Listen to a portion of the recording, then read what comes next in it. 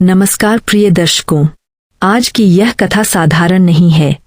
आज हम आपको एक ऐसी रहस्यमय कहानी सुनाने जा रहे हैं जिसे सुनने के बाद आप सोचने पर मजबूर हो जाएंगे। क्या हर विवाह पवित्र होता है? क्या हर पति योग्य होता है? और क्या हर निर्णय भाग्य कहलाता है या भूल? प्रिय दर्शकों, शास्त्र कहते हैं कथा बीच में छोड़ दी जाए तो उसका फल नष्ट हो जाता है। इसलिए विनम्र निवेदन है, इस कथा को अंत तक अवश्य सुनिए।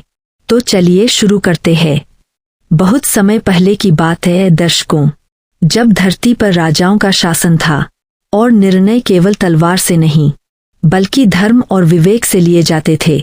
सिंधु देश में एक महान राजा राज्य करता था, राजा चंद्रकेतु। धर्मनिष्ठ, दयालु और सत्यवादी। उनकी पत्नी थी रानी विशाला और उनकी एक पुत्री थी मंदोदरी। दर्शकों, मंदोदरी केवल सुंदर ही नहीं थी, वह शास्त्रों की ज्ञाता, धर्म की समझ रखने वाली और स्त्री मर्यादा की साक्षात मूर्ति थी। ऋषिमुनि कहते थे, यदि यह कन्या सही हाथों में गई तो वह राज्य को स्वर्ग बना देगी। जब मंदोदरी विवाह योग्य हुई, राजा चंद्रकेतु ने वर खोजने की बात छेड़ी, लेकिन मंदोदरी ने हाथ जोड़कर कहा, पिताश्री, मैं विवाह नहीं करना चाहती। मैं पहले अपने जीवन को समझना चाहती हूँ। मैं ऐसा पति चाहती हूँ जो मेरा स्वामी नहीं, मेरा साथी हो। राजा ने पुत्री की बात मान ली। एक दिन मंदोदरी उपवन में पुष्प चुन रही थी, तभी वहां आया एक तपस्वी, पर वह कोई साधारण तपस्वी नहीं था। वह था राजा मेघवाहन, जिसने राज्य छोड़कर तप का मार्ग अपनाया था। तेजस्वी, संयमी और गूढ़, मंदोदरी का हृदय पहली बार डगमगाया।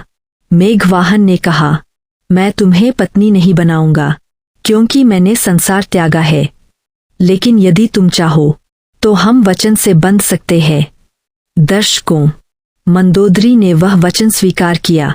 यही था मंदोदरी का पहला बंधन, यही था उसका पहला पति समान संबंध। लेकिन यह संबंध लोक, शास्त्र और समाज से छुपा हुआ था।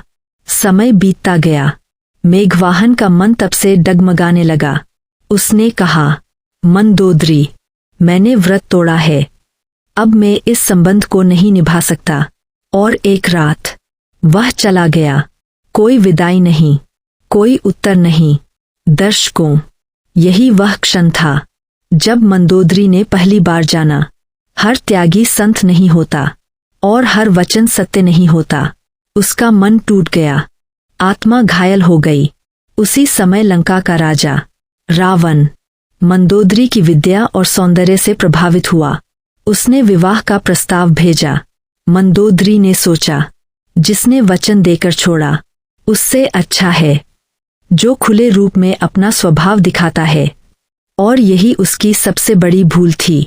रावण ने वचन दिया, मैं तुम्हें रानी बनाऊंगा, तुम्हारा अपमान नहीं होगा।